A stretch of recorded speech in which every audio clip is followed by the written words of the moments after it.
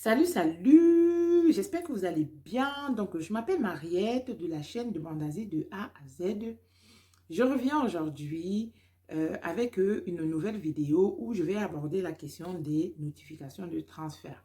Donc, vous êtes nombreux à m'avoir écrit en me parlant de vos préoccupations, notamment celle de notification, celle d'orientation. Vous m'aviez dit, Mariette, j'ai été orientée vers une structure d'hébergement et j'aimerais savoir ce qui va se passer pour moi si jamais je refuse de m'y rendre. Donc, dans cette vidéo, je vais aborder avec vous la question des notifications de transfert. Donc, la vidéo va être structurée en 3 parties. Dans une première partie, nous allons aborder la question de l'orientation, c'est-à-dire que vous êtes orienté vers une structure. Qu'est-ce qui se passe? Qui vous remet cette notification d'orientation? Dans une deuxième partie, nous allons aborder la question du cadre légal. Est-ce que cette notification de transfert, que dit la loi par rapport à ces transferts-là? Et en troisième partie, nous allons aborder la conséquence. C'est-à-dire que vous avez reçu votre notification de transfert. Si vous ne vous y rendez pas, quelles sont les conséquences? C'est-à-dire, si vous y rendez, quelles sont les conséquences? Si vous ne vous rendez pas, quelles sont les conséquences dans les deux sens? C'est-à-dire que vous y allez ou non.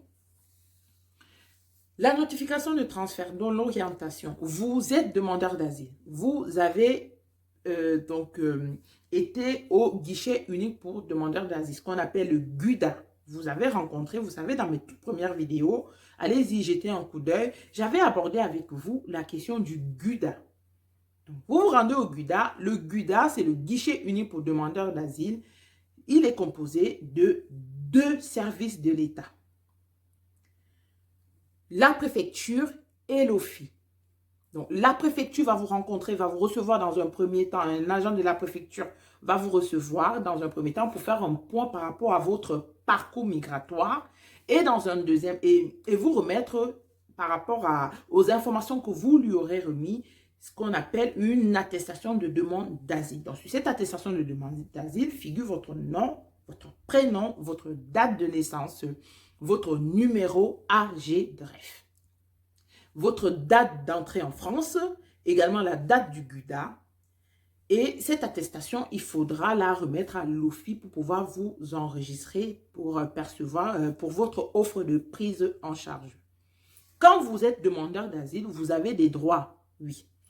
Des droits, parmi vos droits, on a ce qu'on appelle l'allocation pour demandeurs d'asile et l'hébergement. Donc, tout demandeur d'asile installé sur le territoire français sans hébergement a le droit à un hébergement. Donc, dans l'offre de prise en charge que vous propose l'OFI, donc vous avez fini avec la préfecture et vous vous apprêtez à rencontrer l'OFI.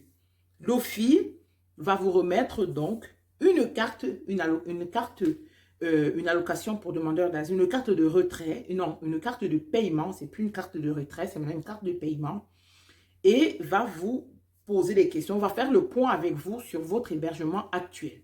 Donc, si vous avez dit que vous étiez dans la rue, que vous n'avez pas d'hébergement, que voilà, vous étiez hébergé dans des conditions précaires, l'OFI va vous proposer un hébergement si il y a des places.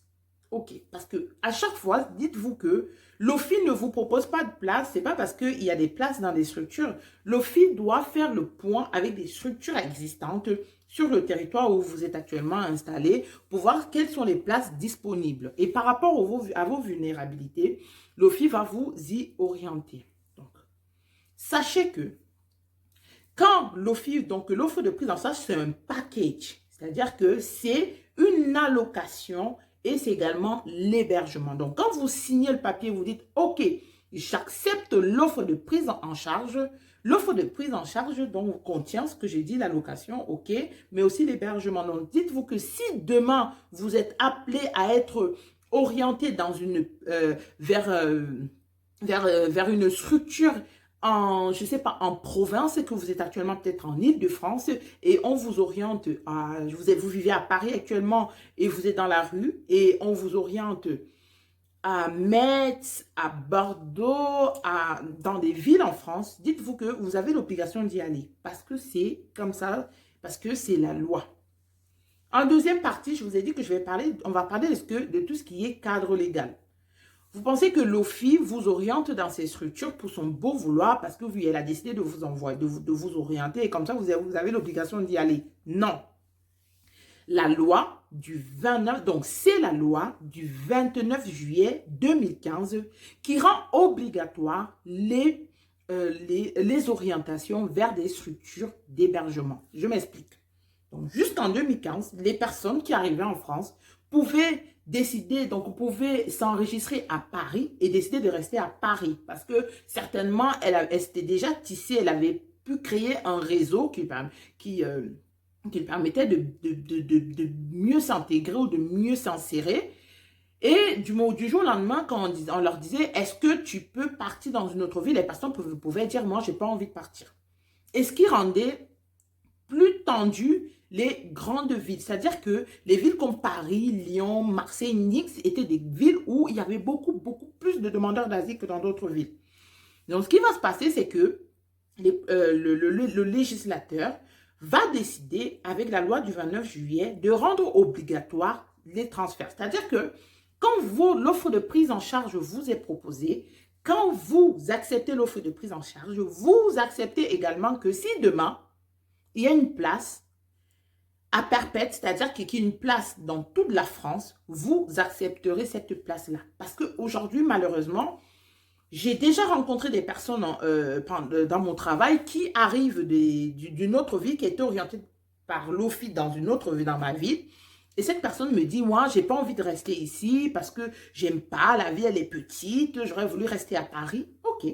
Mais dites-vous que si jamais vous retournez à Paris, vous rentrez à Paris parce que la ville est petite, la ville ne vous plaît pas, vous courez le risque de voir l'offre de prise en charge interrompue, c'est-à-dire avec l'allocation.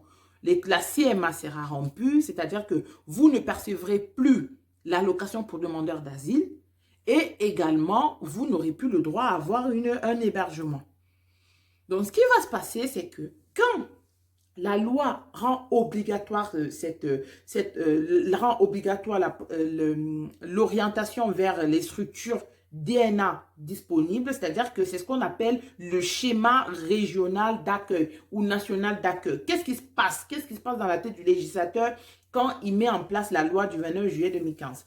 Il se dit que en mettant en place le schéma national d'accueil, ça permettra à toute la France d'avoir plus ou moins des personnes. Parce que si vous vivez à Paris, il n'y a pas de place en structure d'hébergement sur Paris et que, je ne sais pas, à Charleville, une petite ville, il y a des places, c'est dommage que vous restez dans la rue à Paris alors que si vous étiez venu à Charleville, vous auriez une place dans une structure hébergeante.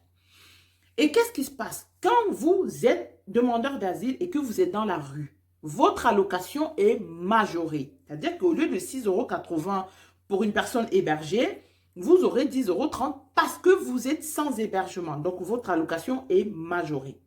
Mais quand vous acceptez, quand vous êtes orienté vers une structure, votre allocation va être, vous ne percevrez plus l'allocation majorée du simple fait que vous avez un hébergement parce que quand vous êtes hébergé, vous avez tout ce qui est le package de l'hébergement, c'est-à-dire une prise en charge, un accompagnement social, médical et administratif. Vous avez également une chambre qui est mise à votre disposition. Vous avez des activités qui sont mises en place sur la structure. En fait, vous avez un accompagnement social. Alors que quand vous êtes dans la rue, vous ne bénéficiez certainement pas des privilèges d'être en structure.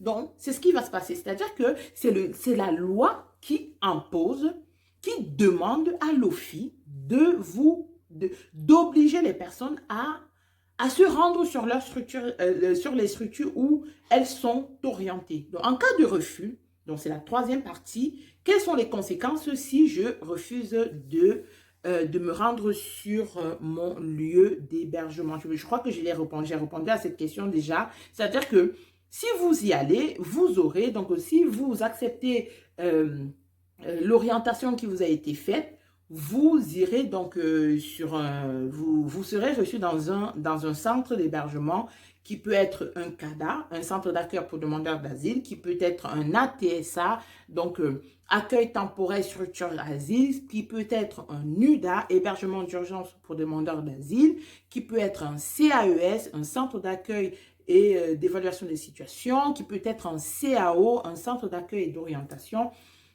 qui peut être un PRADA, un programme d'accueil et d'hébergement pour demandeurs d'asile. Il existe sur le territoire français plusieurs dispositifs d'accueil et d'hébergement pour demandeurs d'asile. Donc, quand vous y arrivez sur ces structures-là, si vous avez accepté de vous rendre sur votre lieu d'hébergement, vous aurez ce que j'ai dit tantôt, un accueil, un accompagnement social, administratif, médical. Les personnes, les travailleurs sociaux présents sur ces structures-là pourront vous aider dans vos démarches administratives, dans l'accès aux droits, ok. Donc, si vous avez un récit à préparer, donc les travailleurs sociaux vous aideront également à préparer votre récit. Vous serez accompagné tout au long de votre procédure. Mais si vous refusez l'allocation, si vous refusez la structure de vous rendre sur cette structure d'hébergement, qu'est-ce qui va se passer pour vous? Sachez que si vous refusez, vous n'auriez plus droit à l'allocation pour demandeurs d'asile. Ce qu'on appelle les CMA vont être rompus et vous vous retrouverez dans la rue sans allocation. Donc, ne soyez pas surpris si jamais vous refusez de vous rendre sur votre lieu d'hébergement et que du jour au lendemain, vous n'avez plus votre allocation pour demandeurs d'asile. C'est normal, c'est parce que c'est la loi qui dit que en cas de refus d'hébergement, l'allocation pour demandeurs d'asile doit être interrompue. Vous pourriez contester cette décision, mais ça dépend. Admettons que vous soyez parent et vous avez déjà votre conjoint ou vos enfants qui sont installés sur Paris ou qui sont installés dans la ville où vous êtes actuellement et que vous ne voulez pas partir de la ville pour le simple fait que vous ne voulez pas être séparé d'un membre de votre famille. Donc, vous pourriez faire état de la situation à l'OFI. L'OFI, ce sont des personnes humaines qui y bossent. Donc, vous leur expliquez les raisons, donc vous leur expliquez votre situation actuelle et pourquoi vous refusez de vous rendre sur cet hébergement-là. Mais moi, j'ai vu plusieurs personnes à qui on a supprimé l'allocation pour demandeurs d'asile parce qu'elles avaient refusé des places d'hébergement en structure. Je vais quand même aborder avec vous rapidement la question du refus. Vous savez, moi j'ai l'habitude de dire aux personnes que j'accompagne que si vous avez accepté de partir aussi loin de chez vous, parce que je me dis, admettons, vous vivez dans une ville, vous étiez, je vais dire un truc tout bête, vous étiez sénégalais. Vous viviez au Sénégal. Vous êtes parti du Sénégal pour arriver en France. Et vous arrivez à Paris. À Paris, on vous propose un hébergement à Guéret. Vous dites, ah non, moi je n'ai pas envie de partir à Guéret parce que c'est trop loin. Bon, la question que je pose souvent aux personnes, c'est que si vous avez été capable de partir de chez vous, qui était le Sénégal, de tout quitter pour arriver à Paris, vous êtes capable de quitter tout, de tout quitter à Paris pour vous rendre à Guéret. À un moment donné, il faut savoir se dire, ok, je suis déjà parti de chez moi, le lieu où j'avais toutes les attaches, je suis arrivé dans une ville. Pourquoi? Qu'est-ce qui me retient dans cette ville-là? Parce que vous vous mettez dans des difficultés. J'ai vu des personnes qui ont refusé de se rendre dans des structures d'hébergement, qui ont refusé la notification de transfert. Et une fois que l'allocation était supprimée, elles revenaient sur leur décision. Mais souvent, c'est trop tard. Une fois que la décision est supprimée, une fois que vous avez refusé et que l'allocation est supprimée, vous allez vous faire des bras et des mains pour pouvoir contester la décision pour que vos allocations soient remises en place. Donc, c'est mon petit conseil. À chaque fois que vous vous êtes orienté, ne dites pas qu'on vous oriente pour vous couper de votre famille ou de vos amis. Vous pourriez toujours vous insérer partout. Et dites-vous que vous êtes orienté dans ces villes-là. Si jamais, quand vous auriez vos papiers, quand vous allez obtenir votre statut, vous pourriez revenir, vous pourriez aller vous installer où vous voulez en France. l'avantage d'être hébergé en structure, c'est que vous avez la possibilité d'être accompagné. C'est-à-dire, l'accompagnement social, moi j'ai vu des personnes qui sont arrivées qui ne connaissaient rien, qui n'avaient rien, qui n'avaient pas de couverture maladie, qui n'avaient pas pu finaliser leur récit. Leur dossier était en épave. Donc je vous dis, c'est dans votre avantage d'aller, de vous rendre sur ces structures d'hébergement-là. Et c'est le temps de la procédure. Vous pourriez décider à tout moment de partir quand vous auriez obtenu votre statut. Si vous avez obtenu vos papiers, vous pourriez partir où vous voulez. Si vous avez obtenu un rejet, vous pourriez également vous en aller quand vous aurez la réponse à votre statut. Donc, c'est le temps de la procédure. La procédure, elle va durer de 6 voire à 2 ans, parce que j'ai vu des personnes qui sont restées dans la demande d'asile plus de 2 ans. Après ces 2 ans-là ou après ces 6 mois-là, vous pourriez partir où vous avez envie de partir. J'espère que cette vidéo va vous apporter un peu plus de précision par rapport à cette question d'orientation. N'hésitez pas, on va faire comme ça, on va continuer à travailler ainsi. C'est-à-dire qu'à chaque fois que vous avez des interrogations, vous me faites des mails et moi, je récupère la question pour pouvoir la répondre en vidéo. D'ici là, je vous envoie plein de bisous. Portez-vous bien. Focalisez-vous sur votre asile. Concentrez-vous-y. Ne vous laissez pas distraire par X, 10 000, 60 millions de raisons. Je vais revenir rapidement avec une prochaine vidéo où je vais aborder la question des procédures accélérées. Oui, parce que j'ai également eu beaucoup trop de questions sur la procédure accélérée. Prenez soin de vous, prenez soin de vos familles, protégez-vous, il fait froid et à très bientôt. Hasta.